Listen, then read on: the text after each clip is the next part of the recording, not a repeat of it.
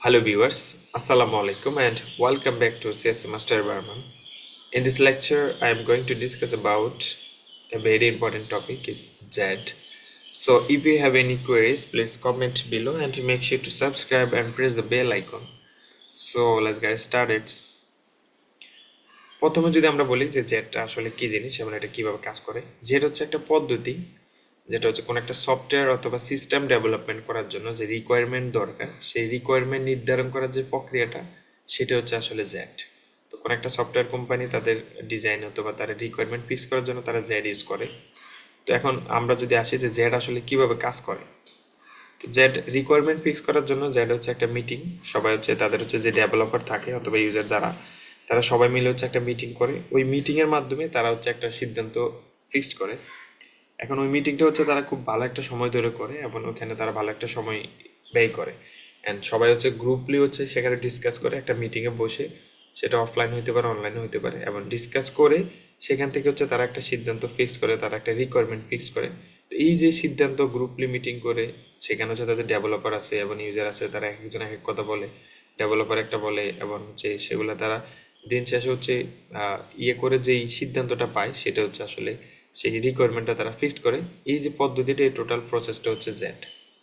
তো আশা করি বুঝতে পারছেন। এখন আমি যদি আর একটা সহজ একটা এক্সাম্পল দিই, সেটা হচ্ছে লেটস আপনারা হচ্ছে গ্রুপে হচ্ছে প্রজেক্ট করেন ল্যাবে। তো প্রজেক্ট করার জন্য আপনাদের হচ্ছে প্রজেক্ট বাদ দিলাম, আপনারা হচ্ছে যখন প্রেজেন্টেশন দেন, লেটস আপনার সময় খুবই কম, আপনার হচ্ছে আর একদিন সময় আছে, তখন আপনারা কি করেন, সবাই মিলে একটা মিটিং করেন। মিটিং করে সবাই তিনজন যদি মেম্বারে তিনজন মিটিং করে একটা জুম লিঙ্কের মাধ্যমে আসেন এবং তিনজন হচ্ছে বসে কাজটা করেন। হয়তো একজনে করে আরেকজনে দেখে, আর ভুল হলে সেটা ঠিক করে দেয়। সেটা হচ্ছে আর কি বিষয়। তো এটা হচ্ছে আসলে ওয়ান কাইন্ড অফ জেডের অ্যাপ্রোচ অ্যাপ্লাই করেন আপনারা। তো এই ছিল ওভারঅল জেডের বিষয়। এখন যদি আমরা এগুলো যদি একটু এই পয়েন্ট কি পয়েন্টগুলো যদি একটু পড়ি তাহলে বুঝতে পারবো একটু ভালো। সেটা হচ্ছে incentive group oriented requirements determination technique, অর্থাৎ গ্রুপ ওয়াইজ যেই টেকনিকটা তারা করে, দলবদ্ধভাবে যে কাজটা করবে গ্রুপ ওয়াইজ সেটা। দেন হচ্ছে team member meet in isolation for an extended period of time, যেটা বললাম সময়ের যে বিষয়টা আর কি, তারা হচ্ছে এটা হচ্ছে এমন জায়গায় বসে তারা মিটিংটা করবে যেখানে কোনো নয়েজ ফ্রি থাকবে, যেখানে তারা মিটিংয়ে ফোকাস করতে পারে, অন্য কোথাও যাতে তাদের কনসেন্ট্রেশন যাতে মিসিং না হয়ে যায়, তাদের যাতে অন্যদিকে ফোকাস যাতে না চলে যায়, সেজন্য হচ্ছে তারা একটা ভালো একটা মানে রুম, যেখানে আইসোলেশন দ্বারা বুঝেছে আর কি, অর্থাৎ ভালো একটা জায়গায় যেখানে নিরিবিলি একটা পরিবেশে তারা একটা ভালো একটা সময় সেখানে মিটিং করবে। এখন হাইলি ফোকাস হচ্ছে তাদের এই ফোকাস মিটিংটা হচ্ছে হাইলি ফোকাস করতে হবে এবং হচ্ছে খুবই মনোযোগ সহকারে তারা এই রিকোয়ারমেন্টগুলো অ্যানালাইসিস করবে। অ্যান্ড রিসোর্স সেন্সিটিভের একটা বিষয় আছে, সেখানে তাদের এই মিটিংটা কমপ্লিট করার জন্য এখানে টাকারও একটা বিষয় আছে এবং রিসোর্সের একটা বিষয় আছে।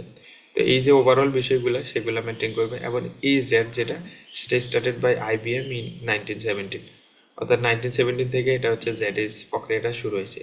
তো এটা হচ্ছে আসলে টোটাল ওভারঅল জেড এর যে প্রক্রিয়াটা। এখন আমরা যদি এই ইমেজটা যদি একটু দেখি, এখানে দেখেন এই যে প্রজেক্টের মাধ্যমে এই যে ফ্লিপবোর্ড এজেন্ডা এগুলো, এই যে অফলাইনে একটা মিটিং করলো তারা, তো এইভাবে হচ্ছে তারা এই বোর্ড মিটিং এর মাধ্যমে হচ্ছে একটা সিদ্ধান্ত উপনীত হয়, সেটাই হচ্ছে আসলে জেড এর example. And Z A participant কারা কারা থাকে, সেশন লিডার যাই কিনা হচ্ছে জেড সেশনটা রান করে, and user activity speaking participant তারা হচ্ছে কথা বলে, অ্যান্ড ম্যানেজার যেটা সেটাও কথা বলে, আবার স্পন্সর থাকে একজন, সিস্টেম অ্যানালাইসিস্ট সেটা হচ্ছে শুড মোস্ট লিসেন, সেও শুনে। তো আইএস স্টেপ এগুলা হচ্ছে আর কি জেড এ, মানে যে আমরা যে মিটিংটা করবে সেখানে কি কে কে কে থাকে বা কি কি পার্টিসিপেন্ট সেখানে জয়েন করে।